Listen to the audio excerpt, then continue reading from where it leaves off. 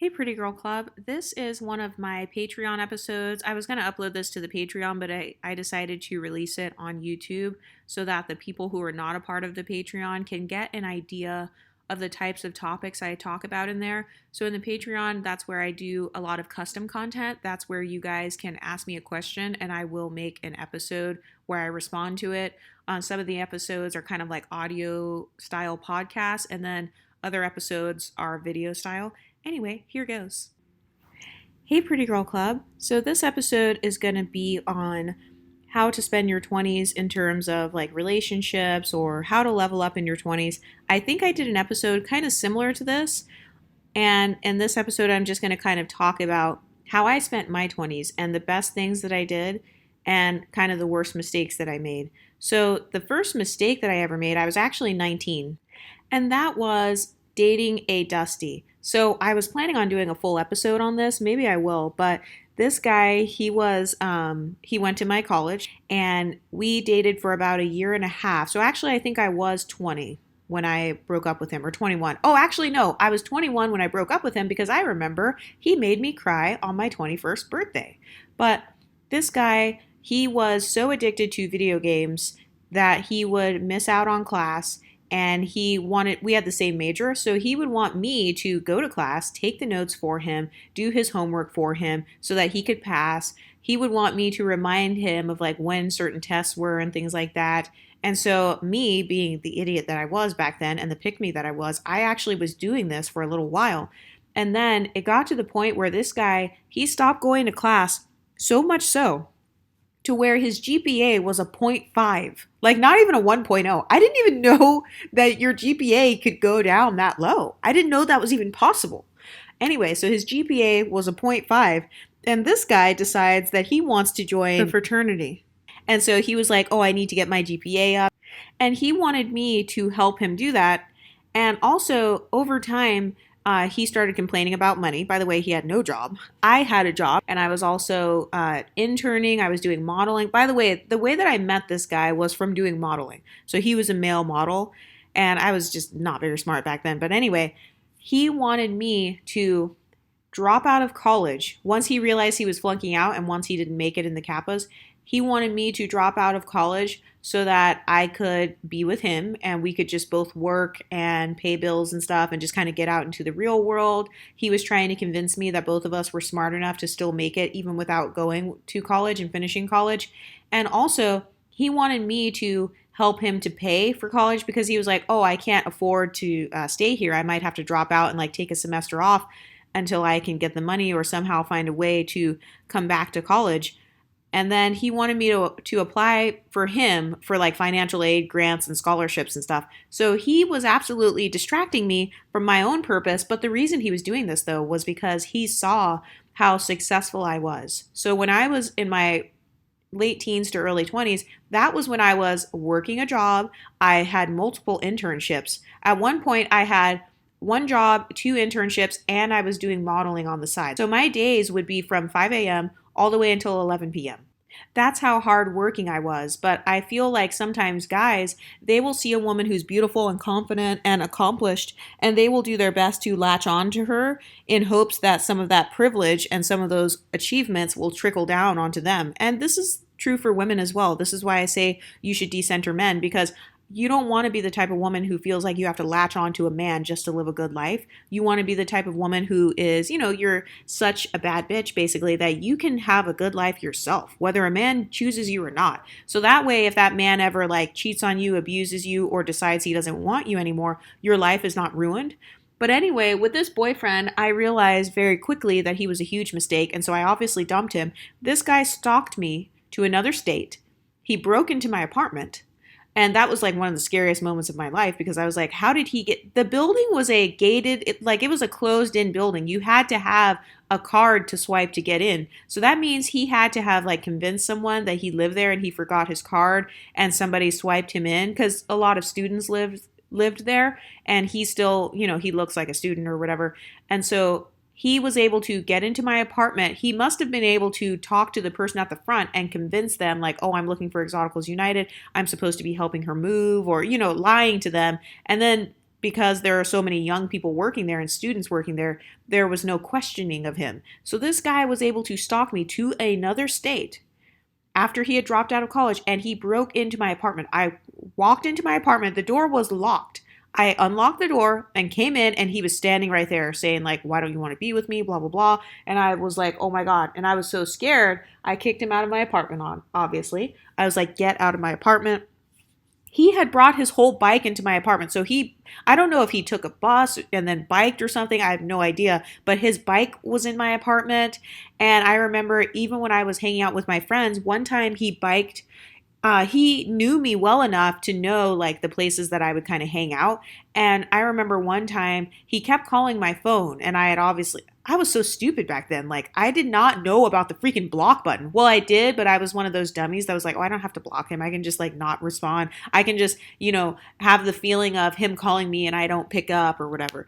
And that was very stupid. But I remember he kept trying to call my phone, and then I would ignore him and stuff. And then he was behind me and my friends on his bike. Like, even my friends were scared, like, oh my God, did you talk to him? Like, did you tell him where we were? And I was like, no. And she was like, how would he even know where we are? Like, that's how obsessed he became after I left him. He was definitely a classic narcissist. And it got to the point where his mother got my phone number and was calling my phone, trying to convince me to be with her son. His mother was an unambiguous monoracial black woman.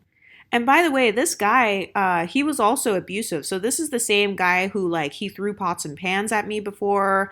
I remember one time I was like baking something and he got mad and he threw the batter, like the cookie and cupcake batter. He was just so extremely controlling and very aggressive and stuff. And then I remember there was a time I posted on Instagram, like, oh, my family's coming into town. This is going to be so cool. And I didn't realize that he was probably following me from a fake Instagram account. And also, he used to ask my friends, like, what is she doing, or where is she going to be at, or where is she hanging out? So unfortunately, me and him had this toxic on and off type of relationship. So sometimes my own friends would not know, like, are they together? Are they not together? So they didn't really know whether we were together or not. So sometimes they would assume, like, oh, they must have just argued and now they're back together. And so my friends, quote unquote, they would sometimes tell him, oh, she's going to be here. And oh, last time I spoke to her, she said she was going to be hanging out with her family. But I remember there was one time where my family was coming into town. I walked downstairs to my apartment. I was in a different state. This guy was sitting outside of my apartment, and he saw my mom and grandma walking towards my apartment. He literally bum rushes my mom and grandma. Like, he runs up to them and starts talking to them. They barely even knew who he was, but he starts trying to talk to them like, oh, hey, like, I'm your daughter's boyfriend. Oh, it's so good to see you guys. Yeah, we've been arguing lately, and sometimes she just doesn't listen to me. And can you guys talk to her? It was so insane to the point where my own mother and grandmother felt extremely uncomfortable. That's how much of a stalker and follower he was, to the point where I almost ended up filing a restraining order. But I would say that was the one thing that was the most toxic thing in my early 20s. By the way, he ended up having to drop out and move back to his home state. So thankfully, he couldn't stand outside of my apartment and stuff like that anymore. But he would also try to sabotage me. So after I had dumped him, he would try to upload pictures on Instagram from when we were together. He would upload pictures of like me kissing him on the cheek, or, pictures that show where this person is your girlfriend. He was doing that so that I would not be able to date other guys, or so that other guys would see and be like, hey, what's this picture of you kissing this guy on Instagram? So he was he was the type that would try to sabotage me. But I was very codependent in my 20s, so I would say that was the biggest mistake that I made.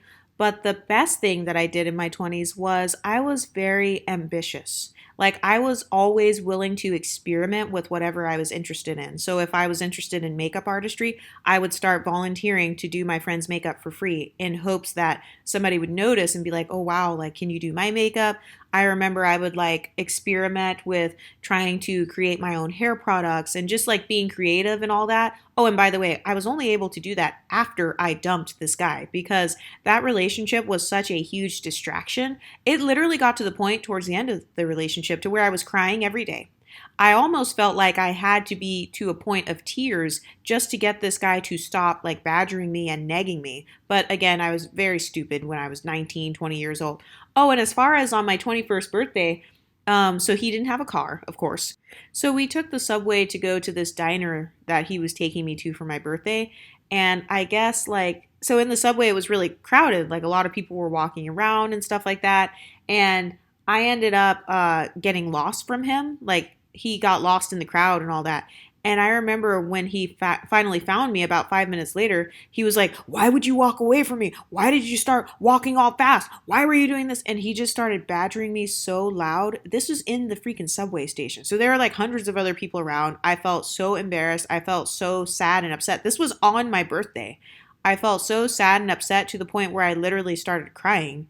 And then he tried to apologize after that and be like, "Oh, well, nobody ever celebrated my birthday and nobody ever cared about my birthday. That's why I didn't care about yelling at you on your birthday because I've been yelled at on my birthday before." So notice how a lot of men can be very self-centered. So they feel like because they've experienced a certain trauma, that it is now somehow okay for them to inflict that same exact trauma onto you. So no, I'm not the type of person who comes from a family where I got yelled at on my birthday. So obviously that's not the norm for me. No, I'm not the type of person who gets yelled at because I get lost in a subway station that I don't usually go to.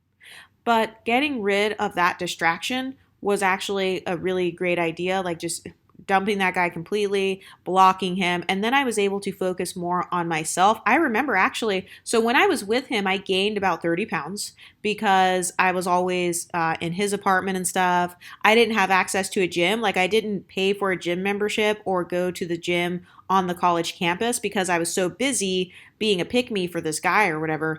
And so once I dumped him, I actually lost weight because I started going on walks. So even though I was like a broke college student that couldn't afford like a monthly bill, I would just start going on walks all the time. And that helped me to like get in even better shape. I was already skinny still, but I wasn't as tight as I normally was. So that helped me to get back in shape. I remember I even started like growing my hair out and everything once he was gone, like once I dumped him because I actually had the mental energy and the space to think about myself again. So I had time to like do the hot oil treatments and like do the coconut oil and all that stuff. And that was stuff that I didn't really have time to do when I was with him. Oh, and also he was one of those dusties who he didn't like makeup and weaves. So I would sometimes damage my hair because I was only like 19. Sometimes I would damage my hair because I was only wearing it in the exact style that he liked it in. So I would wear it in like a curly ponytail every single day because that's what he liked it in. But you guys know if you keep on pulling your hair and putting it in the same exact ponytail, and especially for me, like I was wetting my hair a lot and stuff, and it was over moisturized basically. And so it started breaking off when I was with him because I was trying so hard to do the exact hairstyles that he liked. So once I dumped him, I was able to actually do whatever I wanted. I actually got a protective style. I got like a partial sew in at the time. And fun fact, I was able to grow my hair 14 inches because I now had the free time to create my own hair products, do my own DIY hair masks and stuff, because I couldn't afford all of the expensive stuff back then, like the fancy deep conditioners and all that. I had no money. I was like in college. I was living off of a Starbucks wage, so I got to spend extra time on myself and on self care. So that was one of the best things I did in my 20s was dumping that guy and spending more time dealing with fixing myself, whether it was physically or emotionally. Another question that someone asked in the Patreon is so she said, could you talk about what is the best way to spend your 20s in terms of relationships? Should you live with your parents for a few years or move out ASAP? Finances, sex, like should you experiment sexually or not? What you should focus on, what you shouldn't focus on, goals, etc. Would love to hear your opinion on that. So I just talked about relationships. Should you live with your parents for a few years or move out ASAP? It depends on your parents. So for me, I come from a two-parent home. My parents have a house, so it's kind of bigger, like to where I could have my own room and all of that. So I actually lived with my parents a little while after college. I moved back home because I could not afford to stay in the city that I was living in on the wages that I was making at my job. And I did not want to have roommates anymore. I have lots of roommate horror stories, by the way. Maybe I should do some Patreon episodes on that. But so I moved back with my parents. I think I lived with them for about a year to a year and a half. But this is also when I was very religious. So I believed in like you should serve the family and all that. So basically, as time went on and I was living with my family, I became kind of the go to babysitter, the person that was always the helping hand. And my personal goals started to kind of plateau. I won't say that they completely went away because I was saving money. Well, I wasn't really as good as saving money back then, honestly, but I was not paying a lot of rent. I think I just paid like $150 a month, or I kind of helped with, basically I had to help with groceries, like pay about $150 for groceries, and then I would like have to do chores around the house and that kind of thing. So, in exchange for the free housing, I had to be partially like a teenager, kind of like a slave in a way, where it's like, you need to clean up. So, what made me actually move out from my parents was one day when one of my parents was like, oh, you need to have your room cleaned by 1 p.m. And I was like, wait, what? Like, this is my room, like, this is my living space or whatever. And by the way, I wasn't trying to be entitled or anything. But the fact that my parents were able to impose rules on me when I'm literally in my 20s, I didn't really like that. And also, I had started to make friends. I had started to kind of develop a social life. And I didn't like having to ask my parents, oh, can Sarah come over so we can like do some facials this weekend? Oh, can so and so come over and we just hang out in the living room and then like you guys can do your thing or whatever? Or hey, can I use the kitchen? Because my mom really loves cooking. So sometimes she will spend hours just cooking in the kitchen. So I remember having to ask, like, hey, can I use the kitchen from this time to that time so that I can like bake some cookies? So I didn't really like how living with my parents kind of encroached upon my freedom. Also, my dad, he would make comments about the outfits that I would wear. So let's say I was going to the beach with my friends. I remember one time I wore this sundress, and it was a pretty short sundress. I mean, it was definitely not a church. It was not a dress you could wear to church. My dad is in ministry, so he's one of those people that will start preaching and stuff. So I remember like sometimes my parents would make comments about my outfits, like, why are you wearing that? And these were not even slutty outfits. It was literally just a sundress. Like it wasn't even a crop top. It wasn't anything super short. It was just, kind of like a mini skirt looking dress, like a spaghetti strap one. So I didn't really like how my parents would make those comments, those small comments about my outfits and, all of that kind of stuff. And also, I remember when I had started dating, I didn't like having to talk on the phone and be quiet and like, oh, I hope my mom doesn't hear, like I hope my dad doesn't hear me. I didn't like having to sneak around like a teenager trying to talk on the phone and stuff, or trying to make plans with my friends, or having to kind of sneak into the house if I got back home late that night. Let's say I come back at like 1 a.m. I didn't like having to be all quiet, like, oh crap, I don't want to wake anyone up. So with living with your parents in your 20s, I think it depends on you personally and what your goals are. Like, do the pros outweigh the cons? Because if so, then yes, stay with your parents. And do you have a good relationship with your parents? Because I'm actually considered, I'm someone who has a very good relationship with my parents in comparison to a lot of what I see. I still talk to my parents every day, like we text and stuff, and I have a group chat with like my mom and dad. So I talk to them a lot, but even I could not live with my parents for very long because I'm the type of person that needs my own environment where I control the environment. I need that type of environment to thrive. So when I say I control it, I mean I need my own space. So for me, I remember I had a part time job. That was like the first job that I had. It was the receptionist job. And I was making $1,600 a month. That's right. That's how much I was making. And I got so like fed up with not having as much freedom as I wanted to the point where I actually moved out. So, you know how I said my mom was like, you have to clean your bedroom by this time? By that time, I had viewed another apartment and signed a lease because that's how motivated I was to get out. Because I was like, these rules and these comments, you guys weren't even making these comments when I was a teenager. So, but because I'm an adult, I kind of felt like living in my parents' house, it made my parents naturally go into parenting mode where they're still trying to parent me. So for me, it's actually more detrimental to my mental health when I have people trying to parent me when I'm an adult. I want to be able to parent myself. I want to be able to nurture myself. I want to be able to make my own decisions.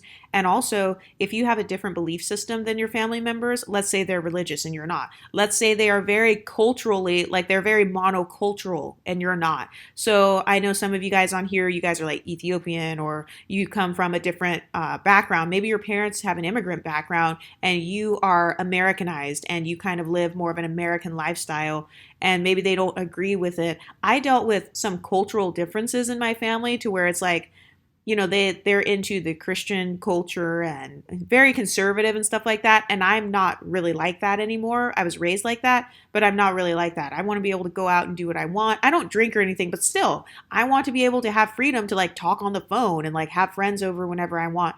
So you have to think about what you want and what your goals are and how much money you have. So by the way, so I moved out. I was only making $1,600 a month after taxes and all that. So I think on paper it said maybe 2,000 or something a little bit more. But after taxes, I was only making $1,600 a month. My apartment was 1050, like $1,050.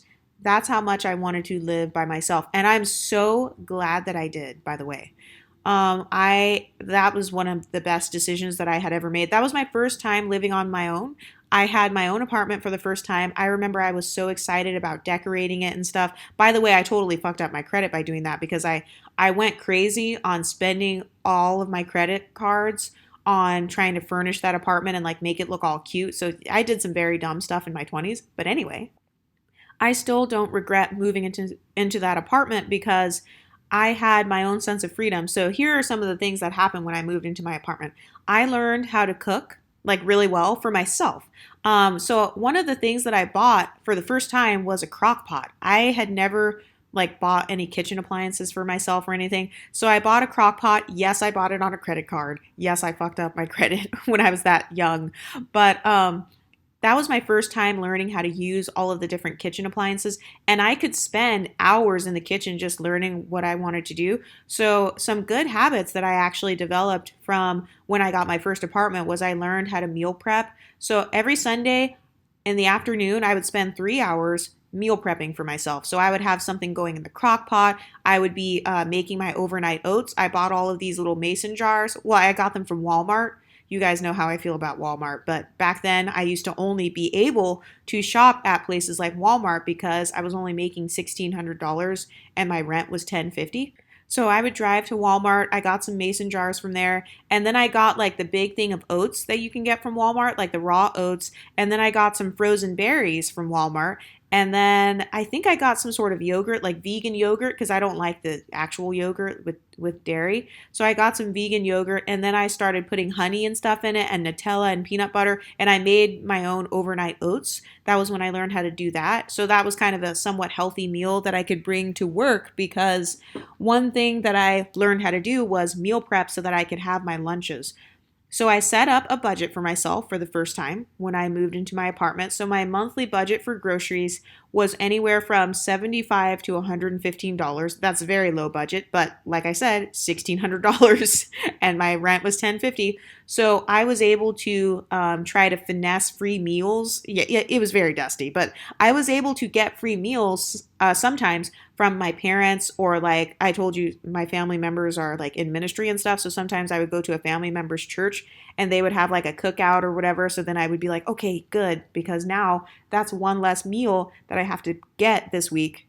Another thing that I started doing when I had my own apartment was I was able to have my own YouTube channel. That was when I had another channel before this one. So I've had multiple channels before this. They're all gone now, but that was when I was able to start experimenting with YouTube and just kind of like walking around my apartment, filming myself doing things. Like I filmed myself making the overnight oats, and I got to basically experiment with my creativity.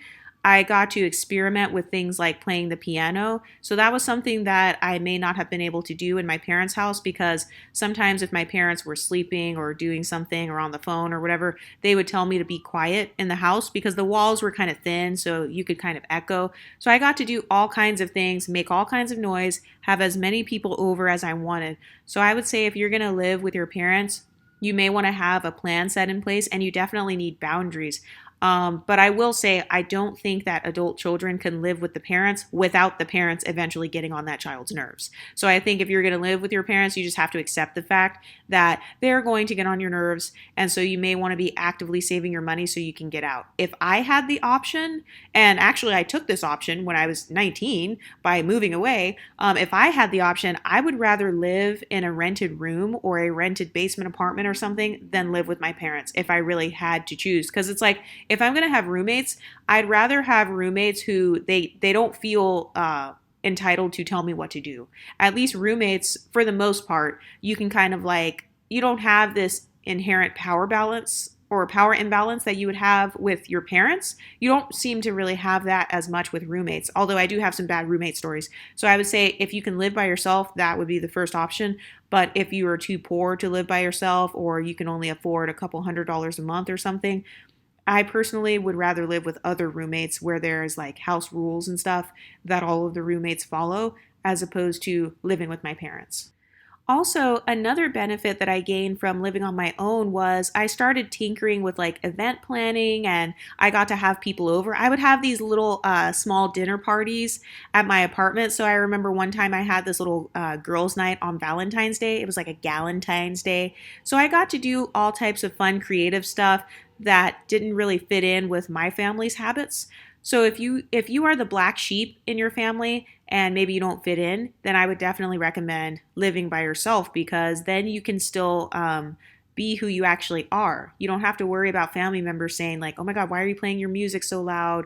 You know, why are you just sitting out in the backyard? Like, what are you doing? Oh, why are you smoking?" Like, for some of you who smoke cigarettes, one of my siblings smoked cigarettes. So it's like, my parents, they didn't like when he would smoke and all that. So if you have habits and stuff that your parents will not like, or let's say you're kind of messy, I can sometimes be messy. I like to put makeup everywhere. I like to have my nail polishes and stuff everywhere. So that can be annoying to parents. And for me, paying $10.50 a month, that was well worth having my freedom. I also had my own car as well. So I would say it kind of depends, I guess, on if you have your own car or like what state and city you live in. But generally speaking, I recommend to not live with your parents if you are an adult, because it helps you to develop and become an adult and actually learn how to adult. And I feel like it's more fun when you are in charge of your own life. I feel like it's more fun when you live on your own and you don't have anybody telling you what to do. Your parents are not still influencing you. You're not living with a guy. You don't have a guy influencing you, telling you what to do, telling you how to decorate, telling you how to cook. So she also asked about finances. So my finances, I was very poor. So like I said, I made $1,600 a month net income, and my rent was $10.50 a month. My grocery budget was about $115 a month. Sometimes, like if my mom or my grandma or somebody had groceries that they didn't want or didn't use, kind of like those dried items, beans, rice, stuff that was in their pantry. Sometimes I would ask, like, do you guys have anything that you don't want or that you're not gonna like eat? And if so, then can I like have it so that I can put it in my meal preps? So that was how I was able to start scraping by and saving a little bit of money. I was definitely not that good at finances when I was in my early 20s. But one thing I always have been good at is having multiple jobs and multiple like side incomes. So I actually, once I moved into my apartment, I got two jobs. I got a second job. So I had the first receptionist job where I was working during the day, and I actually got a second receptionist job where I was doing the graveyard shift about 3 days a week. So there were a couple of days a week where I would work from 8 a.m. until, basically 8 a.m. again. So the way I would do it was I would work my first job, the first receptionist job, I would work from about 8 a.m. to 2 p.m. because that one was part-time. Then I would go home and I would sleep. I would take actually, no, I didn't take a sleeping pill, but I would sleep from about 3 p.m. all the way until my second graveyard shift started at about 10:30 p.m. So I still got my 7 hours of sleep, but I would sleep during the day. And then I would wake up and take a caffeine pill, and I would work my second job. I don't recommend that though. I don't recommend having to take caffeine pills and all that, because that's why I actually ended up quitting the graveyard job, because I started kind of living off of taking caffeine pills and taking sleeping pills to try to fix my sleep schedule to make it line up with the graveyard shift. So I didn't really like that, but you have to have a very good survival mechanism if you want to be independent in this world, because the world is not created to help you succeed. Nobody cares. Bill collectors don't care if you're tired. So if you are the type of person who does not have a lot of family support, it's going to be even more important for you to get out on your own and be as independent as you can financially. And for me, I'm not the type of person that really likes asking my parents for money and stuff. So that's why I didn't mind having a second job for a while. So the way that I would do it is I would work two jobs just for a few months out of the year if necessary. And then, I could quit the second job if necessary and have a part-time job. Some of you guys might be thinking, well, why would you not just get one full time job? Because I didn't like it. I didn't like the schedule of a full time job. I didn't like how, I had to wake up at 6 a.m. and then I could only work from 8 to 5. And then I have to drive in traffic for a long time. So my days were really like 13 hours. I was like, so I'm working basically 13 hours a day. I don't have time to meal prep. I don't have time to work on my YouTube. That was when I had another YouTube channel. I was like, I don't have as much time to build up myself and to build my own life. And so that's why I worked part time. And then a couple months out of the year, if I needed extra money, then I would work a second night job or do something to where I can make income. But now they have all different types of ways you can make income. So now being an influencer is a lot more common. Making money online is a lot more common. There are lots of gig jobs like door dashing, Uber Eats, Instacart, Shipped, all of those things like the Amazon driving and stuff. So I feel like it's even easier now for Gen Z people to move out of their parents' homes. Well, I guess it kind of depends on what city you live in though.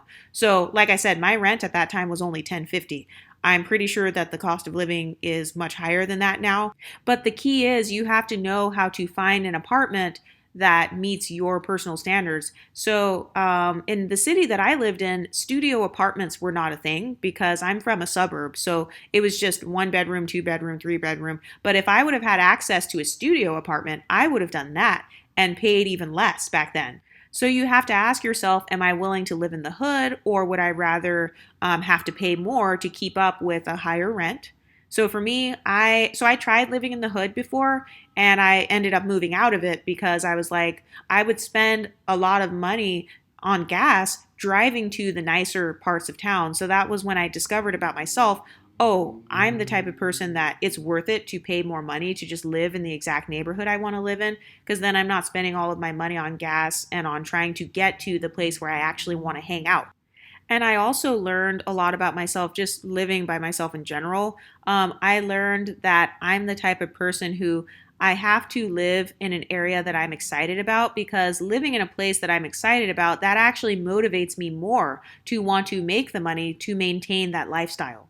So that's when I realized, oh shit, I like the luxury apartments or whatever. Because when I was in my early 20s, I used to be like, oh no, I can live anywhere. Like I can live in the hood. That's because I was just coming from college. So I was literally living in these dorm rooms. And you guys know dorm rooms are not that fancy. So I was living in dorm rooms with like, I had no stove or oven or anything. I didn't have a kitchen in my dorm room. It's literally just two beds. And then they have communal kitchens. So I was thinking, oh yeah, I can live like this.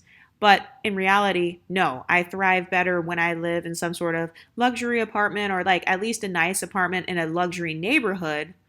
And, that makes me feel more mentally healthy. So you have to ask yourself, what makes me feel the most mentally healthy? And then she said, sex. Should you experiment sexually or not? So if you want to experiment sexually, you can. But if you don't want to, then don't do it. For me personally, I do not believe in casual sex. I don't have casual sex. I've never had casual sex in my life, and I have no desire to. And this is for mental health reasons.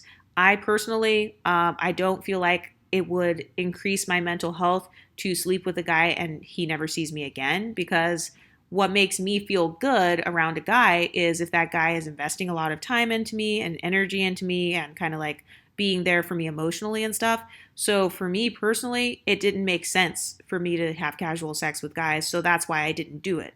If you have a different goal, then I would say go after your goals, but you just have to ask yourself, what do I have to gain from having casual sex and what do I have to gain from not having casual sex? Because for me, being celibate in my 20s, that actually helped me to have so much more focus on myself because I wasn't worried about, oh, I need to make sure that that I cure any body flaws that I have so that this guy thinks my body looks good in bed. Oh, I have to spend all of this time researching and reading articles and shit about how to please a guy in the bedroom. Oh, I have to make sure that my room is clean and that like everything smells good all the time so that when a guy comes over for us to have sex, that it's like really good. No, I wasn't focused on any of that in my 20s.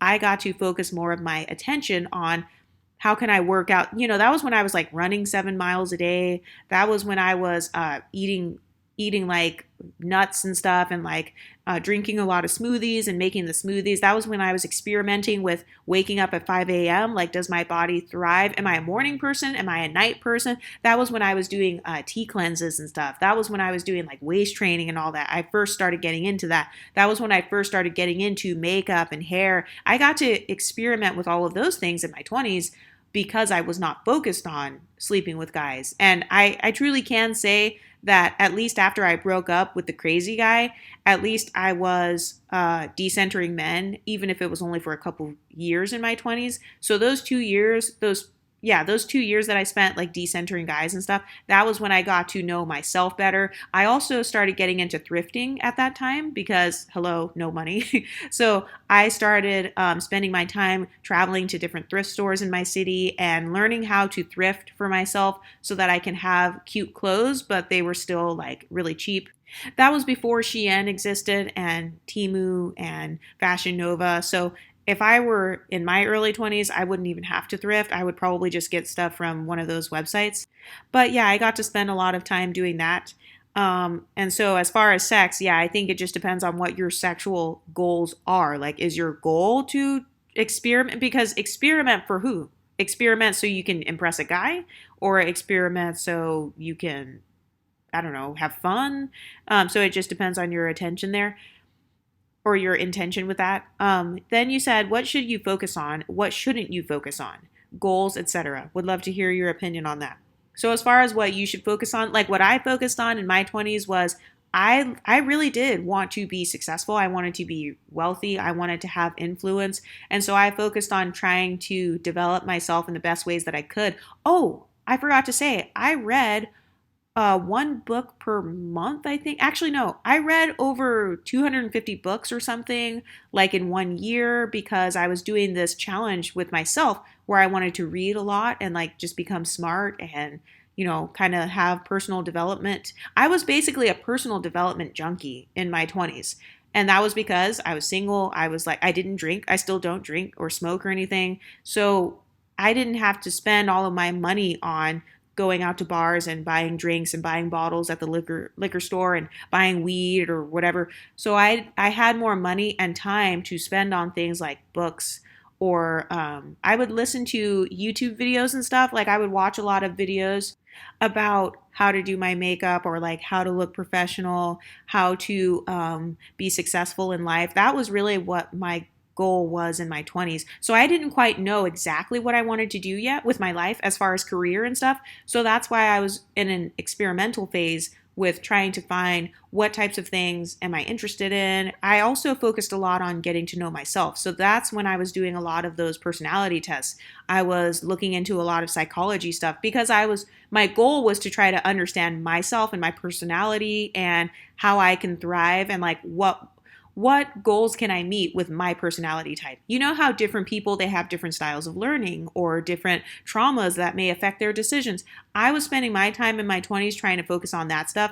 And I also wanted to make friends and stuff too, because I moved multiple times in my 20s. So there was one point in my 20s where I was living in one part of the country. Then around my mid 20s, I moved to a different part of the country. Then I moved again in my late 20s. So as far as what you should focus on, that's going to depend on what you feel your life goal is. So in the Patreon, you guys hear me talk a lot about the soft life, and you guys hear me talk a lot about how the soft life is not a monolith. Like, it could mean one thing for one girl and it could mean something else for someone different. Like, in my early 20s, I was more focused on traveling a lot too. So I would take the bus. Oh, I did solo traveling. I forgot to say that. I did some solo traveling in my early 20s because once again, broke. And that was when they had the megabus. I don't know if they still have that. I haven't even looked into that in a long time. I need to look that up. But that was when they had like the megabus and all the different buses where you could pay like $1 or sometimes like $5, and you can go anywhere all the way up and down the East Coast, or like in some parts of the South. So I would take the bus sometimes, and I would try to travel to these different places just on my own, because my friends, they would be like, oh yeah, I want to go. Oh, I'm down to go. And then last minute they would not have the money or whatever. So I decided to not allow other people to stop me from traveling. So if I had a friend that lived in New York or something, I would pay $1 and go to New York and go visit that friend for the weekend. So basically, as long as I had somewhere to stay, because I couldn't afford a hotel either. So as long as I had a friend or family member in that city and I could stay there for like 1 or 2 days, I started traveling by myself. So I remember I visited one guy, one of my guy friends or whatever. He was interning on Wall Street. And so he got to stay like in one of the housing places where you live when you're interning there. I remember I had another friend who lived on another part of the country or whatever, and she would like, I would take the bus there to visit her. So I did some solo traveling. I was focused more on that when I was in my early 20s, because one of my biggest fears in my 20s was to become basic. Like that was one of my biggest fears. It really was, because a lot of the people from my hometown, they were very closed-minded, and like they were the type of people that never move out of their hometown. They never move out of their family home, or like they move right next door to wherever they were raised. And I just felt like I was better than that. So, yes, I guess I did have a superiority complex, because I genuinely was like, I don't want to be basic like how these people are. I want to be the girl from my hometown that like goes out and travels. Basically, I want to be the one who makes it out. I don't want to be the one who's just that small town girl who just lives behind the white picket fence for her whole entire life. So that was my goal, was to kind of, I guess, expand my experiences and to have all of these exotic experiences in my 20s. That was really my goal in my early 20s. And then when I hit my mid 20s, my goal was more so to kind of make something of myself. So for me, my personal goals were like, I wanted to do some sort of business of my own or be some sort of influencer. I didn't know what type of influencer yet at the time, but I knew I wanted to do something that had to do with media. So whether it was social media or like writing books or maybe doing a podcast, I had all these different ideas of things I wanted to do. I even was doing acting and stuff just on the side, like acting in plays or just random things. Anything that I was interested in, I would try to at least experiment with it to see how much I liked it, so that by the time I hit my 30s, I was more certain with what I wanted. So I would say that's what you should focus on, is focus on finding whatever you feel is going to be kind of like your purpose in life. I don't really believe in the concept of purpose, like, oh, God gives you the purpose, and if you don't do XYZ, you're not in that purpose. I don't believe in it in that sense. I believe your purpose is whatever you want it to be and whatever you make it. Whatever your desires are, whatever your passions are, whatever makes you the happiest, I would say focus on trying to chase those things. And obviously, you want to make sure that those things exist, because I made that mistake too in my 20s, trying to chase after something that in the end I found out did not exist. Or at least it didn't exist enough to where I felt like it was worth it to spend my life investing in that. So, for example, I figured out in my 20s, oh, the average person who works a 9 to 5, you're not going to get rich off of a 9 to 5. So instead of chasing, oh, let me try to get this promotion and climb the corporate ladder, the average person is not going to climb the corporate ladder high enough to where you are a multi-billionaire. Like that's what I learned in my 20s, is that climbing the corporate ladder for me, it's not going to give me the goals that I want. And I also learned about myself that I don't really like the 9 to 5 culture as a whole. And I would have never learned that had I never tried. Like I'm the type of person that I would like go from job to job, like once every year, once every 2 years or whatever, trying to find my dream job. So I learned in my 20s that I don't have a dream job. My dream job is I work for myself. I'm my own boss. That's my dream job. My dream job had nothing to do with interviewing and having someone pick me for something. And that's something I learned. So I would say focus on chasing whatever makes you happy, but still, you want to figure out if what makes you happy, does it exist?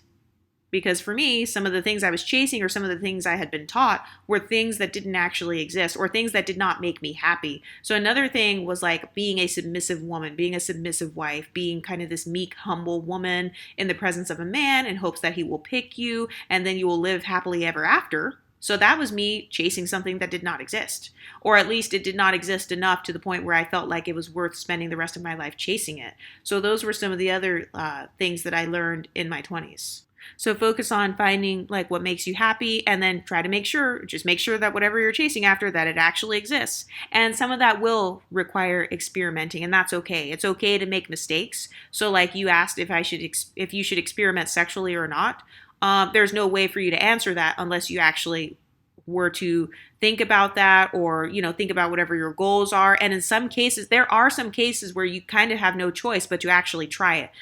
And I'm not saying you should try experimenting sexually, but for example, I didn't know that I would not like living in the hood until I actually tried living in the hood. I was like, hey, this apartment, it's only $800. Like, that's a fantastic price for an apartment in a city of this size. So, like, I don't care if it's in the hood, because it must be worth it if I'm going to have all this extra money and I get to live in my dream city. So that's something where I wouldn't have been able to find out the answer had I not actually tried it and actually gone for it and then realized, okay, no, this actually isn't it. And I feel like that's why a lot of women try relationships and stuff, because they're like, hey, let me at least try it and give it a chance and see if I like it. And then if I don't like it, I won't do it anymore. So that's up to you to decide whether it's worth a try. Some things are worth a try and some things are not. And only you can determine what's worth trying. I have plenty of things that I tried in my 20s that I decided, like, I don't think I want to do this. Like, I tried going vegan. I was vegan for like 3 months and it was a horrible experience. I ended up eating a whole bunch of bread, and I know that's like really bad. So actually going vegan, though, that helped me to realize that I really can't cook unless it was like something with meat or something with like an unhealthy item in it. And I didn't like how veganism, how it relied on cooking a lot, unless I just wanted to be a raw vegan, which I really didn't, because I learned that I like hot food. I like food that is cooked. I like food that is kind of like, I guess, more bulky or whatever. And so sometimes when I was in my early 20s, I did not have the time, energy, resources, or the cooking skill and the creativity that was required to be able to think of all of these vegan meals on a daily basis. But I would have never learned that about myself had I not tried. And also I realized that a lot of the fun I was having in life had to do with food, and it was correlated to food. So I didn't like going to family functions and stuff, and like it's someone's birthday and I can't eat the birthday cake because it has dairy in it, like the frosting has some milk in it, or it has like an egg in it. I didn't like how I couldn't enjoy some of my favorite things like lattes and ice cream and gelato and all of this stuff that I was eating, nachos. I didn't like how when I was going out with friends, I couldn't enjoy certain aspects of my life because I was trying to stay super strict with veganism. But I would have never learned that about myself had I not at least tried. So I don't regret trying, because to this day, I still like some of the aspects of veganism. Like, actually, later on this afternoon, I'm going to go shopping and I'm going to get some the vegan ice creams. I'm going to get that. And I would have never even known that vegan ice creams existed had I not attempted to go vegan. So I think some things are worth at least experimenting with, or at least trying, because you never know. You could end up falling into something that you really like. And as far as what you should not focus on in your 20s, one thing that I regret focusing on is other people. I wish that I did not compare myself so much to other people, because when I was in my very early 20s, like literally 19, 20 years old, 21, first of all, my body and my hair and everything, it was literally like perfect. But I was constantly comparing myself to someone who's a little bit skinnier, somebody whose hair is a little bit healthier, somebody whose teeth are a little bit more perfect than mine, somebody who, I was always focused on who had something that was a little bit better on social media. And so, another thing that I forgot to say is in my 20s, I took a 3-year break from social media. So I'll talk about that probably more in the Patreon, maybe not on YouTube, but that was also one of the best things I did. That really helped to solve that insecurity that I used to have when I was around 19 to 20. Anytime I would feel confident, because this was also at the height of Instagram and all that. That was when that first became a thing. That was when filters and all that were not very common. So anybody that was filtering stuff, you couldn't really tell because, most people were just not knowledgeable about it. And that was also back before people used to be like, oh, Instagram is a highlight reel. I didn't know it was a highlight reel back then because Instagram was brand new. So that was another cool thing that I did in my 20s that I'm really glad that I did, was taking a very long break from social media, because it helped me to come back and to be more refreshed. I don't think I'd even be here if I hadn't taken a break and fully detoxed from social media, Instagram in particular. But yeah, I would say the thing that I should not have focused on in my 20s was other people, and who other people expected me to be or who other people wanted me to be. I was focused a lot on like making my parents proud, which is not a bad thing. That's actually a very noble, very kind and sweet thing to think. But it was at the expense of my own mental health sometimes. And I had to realize, well, if my parents really love me, then they will accept me whether I become what they want me to become or not.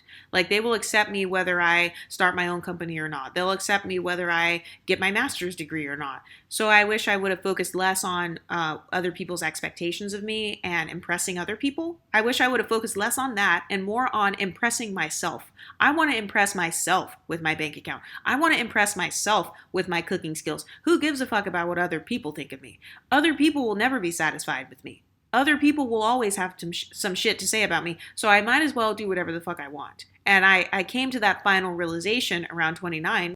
And I can tell you that as someone in my early 30s, my 30s are so much better than my 20s. I'm so much more confident now. I'm more appreciative of who I am and like what I have and all that.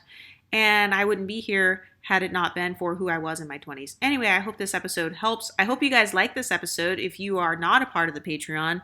And the Patreon is where the girls ask like personal questions and stuff. You can join it and be faceless, but I have lots of bingeable content in there. The goal with my Patreon and with my YouTube channel actually is to create so much content to where you can never keep up. So no matter where you're at, whether you're at work or at home or like doing your hair or you're on the bus or the plane or a train or something, there's always another Exoticals United episode that you can watch or listen to. That's my goal with all of my content. So if you are the type of person who likes to binge content and you want to have more content to binge and you want to be able to request specific content and you want to have your personal questions answered anonymously, then definitely join the Patreon. I hope you like this episode and I'll talk to you next time. Stay pretty, ladies.